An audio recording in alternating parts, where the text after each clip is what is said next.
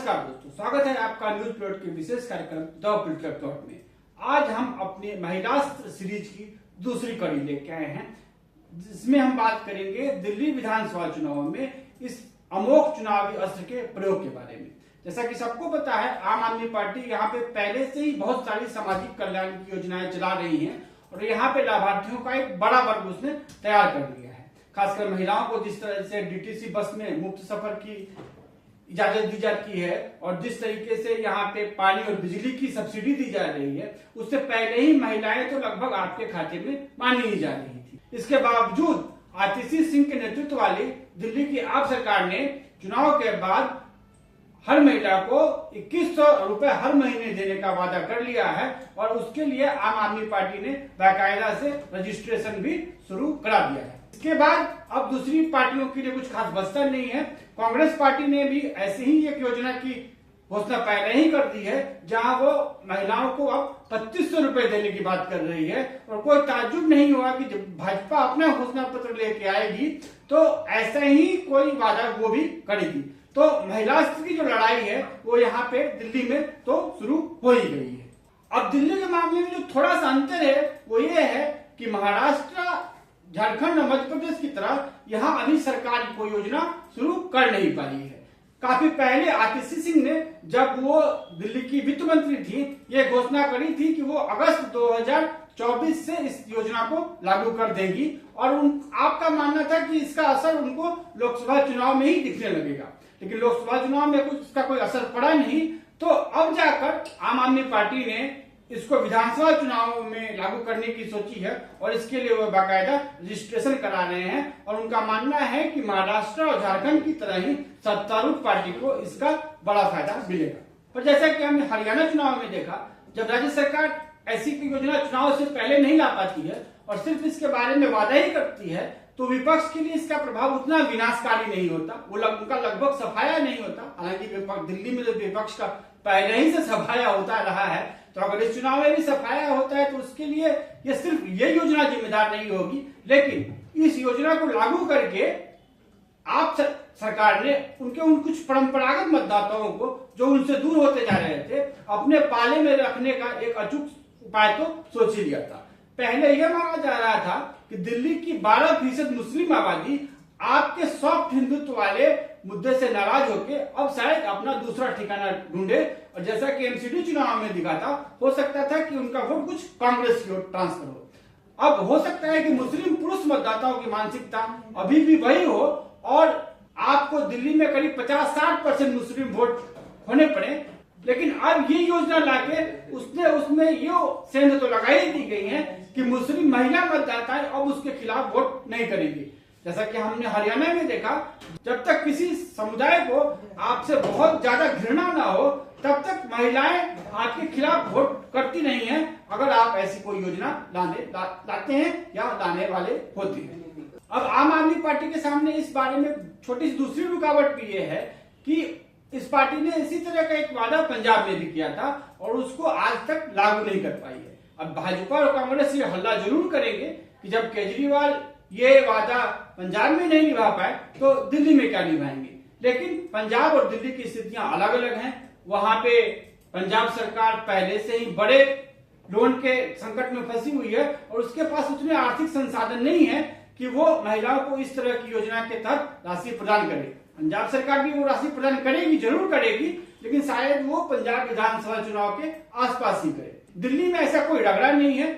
दिल्ली की आर्थिक स्थिति काफी सुदृढ़ है और केजरीवाल चाहे तो इस योजना को लागू कर सकते हैं और भाजपा इसके लिए उनको बहुत ज्यादा दोषी भी नहीं ठहरा सकती, क्योंकि हरियाणा में जो अभी चुनाव हुए थे और जहां भाजपा ने महिलाओं को हर महीने 2000 रुपए देने का वादा किया था, उसके बारे में अभी तक वो कुछ कर नहीं पाई है और आज के दिन तक भी हरियाणा में महिलाओं का इस योजना के लिए रजिस्ट्रेशन भी शुरू नहीं हुआ है। पैसे देने की बात तो दूर। अभी हरियाणा का बजट पेश होगा और उसमें इस योजना के लिए कोई आवंटन होता है या नहीं, वही देखने की बात होगी। तो भारतीय जनता पार्टी अरविंद केजरीवाल को पंजाब मॉडल पे इस योजना के लिए कटघरे में खड़ा कर नहीं सकती। जहां तक दिल्ली की आम आदमी पार्टी की सरकार की बात है, तो बाकी चीजों के लिए आप उनको भले कटघरे में खड़ा कर सकें, वो भी यमुना साफ नहीं कर पाए, दिल्ली से कूड़ा दूर नहीं कर पाए, दिल्ली के सभी घरों में 24 घंटे पानी नहीं दे पाए, इनके लिए आप उनको दोषी ठहरा सकते हैं। लेकिन जो मुफ्त वाली योजनाएं हैं, जो सिर्फ एक कलम को साइन करने से पूरा हो जाती हैं, उसको पूरा करने में आम आदमी पार्टी और केजरीवाल जी ने आज तक कोई कोताही बरती नहीं है। तो सिर्फ और सिर्फ इस योजना की अगर बात करें तो आम आदमी पार्टी का जो पिछड़ा रिकॉर्ड है वो महिलाओं को इस बात के लिए आश्वस्त करेगा कि वो इस योजना को भी पूरा जरूर करेंगे। अब इससे आगे की बात करें तो आम आदमी पार्टी की सरकार एक बार जब चुनाव जीत जाती है तो उस पर उस योजना को लागू करने के लिए कोई बड़ा जबरदस्त दबाव होगा नहीं, क्योंकि अगला चुनाव जो होगा 2027 में दिल्ली की एमसीडी का होगा और फिर 2029 में लोकसभा का चुनाव होगा। आम आदमी पार्टी ये दोनों चुनाव हारना बड़ी आसानी से स्वीकार कर सकती है, क्योंकि एमसीडी तो वैसे ही उसके सिर का सरदर्द बना हुआ है और लोकसभा चुनाव में उसकी कभी कोई ज्यादा रुचि नहीं रही है। क्यों नहीं रही है उसके बारे में हम कभी और बात करेंगे, लेकिन वो लोकसभा चुनाव में 7 की 7 सीटें हार भी जाए तो उसको इससे कोई फर्क पड़ता नहीं है। अब 2030 में जब विधानसभा चुनाव होंगे, अगले विधानसभा चुनाव, तब तक क्या राजनीतिक परिस्थितियां रहेंगी, कौन लोग सत्ता में रहेंगे और कौन राजनीतिक रूप से सक्रिय रहेंगे, उस पर भी बड़ा सवाल खड़ा होगा। तो साल 2030 तक जनता इस बात के लिए, इस वादे को पूरा न करने के लिए आम आदमी पार्टी को माफ करेगी नहीं या केजरीवाल को माफ करेगी या नहीं, ये तो एकदम अलग ही मुद्दा होगा। या ये भी हो सकता है कि 2030 के चुनाव से 1 साल पहले वो इस योजना को लागू ही करते हैं और तब लोकसभा चुनाव और विधानसभा चुनाव दोनों ही जगह उनको फायदा मिल जाए।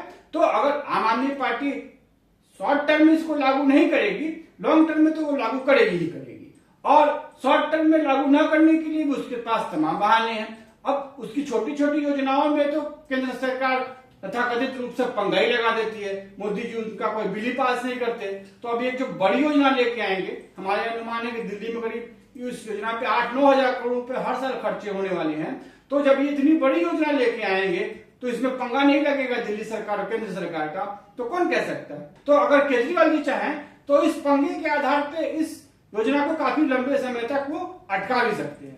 अगर उनकी राजनीतिक महत्वाकांक्षाएं होंगी, देश के स्तर पर छाने की महत्वाकांक्षाएं होंगी, तो जरूर उसको शॉर्ट टर्म में ही लागू करने का सोचेंगे। लेकिन आपके ऊपर इस योजना को भविष्य में लागू करने का वैसा कोई बड़ा दबाव नहीं है और ये सिर्फ और सिर्फ केजरीवाल जी की सोच और उनकी मानसिकता पे ही निर्भर करेगा। अब जहां तक भारतीय जनता पार्टी की बात है, तो अगर वो ऐसा कोई वादा करती है तो इसको पूरा करना उसके लिए जीवन और मरण का सवाल होगा, क्योंकि 2027 में जब एमसीडी के इलेक्शन होंगे तो उसको जितना भारतीय जनता पार्टी के लिए महत्वपूर्ण है, आपके लिए उतना महत्वपूर्ण नहीं है।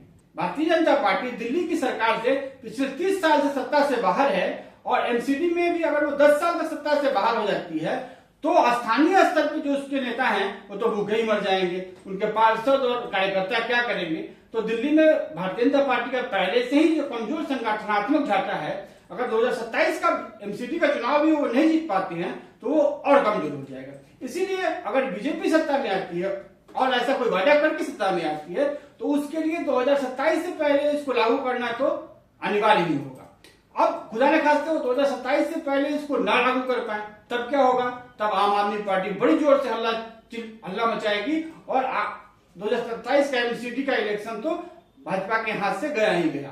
अब वो इस इलेक्शन में हार को तो झेल भी सकते हैं, लेकिन जब 2029 का लोकसभा चुनाव होगा तब तो वो उनके लिए कड़ो या मरो की स्थिति हो जाएगी। दिल्ली की 7 लोकसभा सीटें पिछले 2 चुनावों में भाजपा के पास ही रही हैं।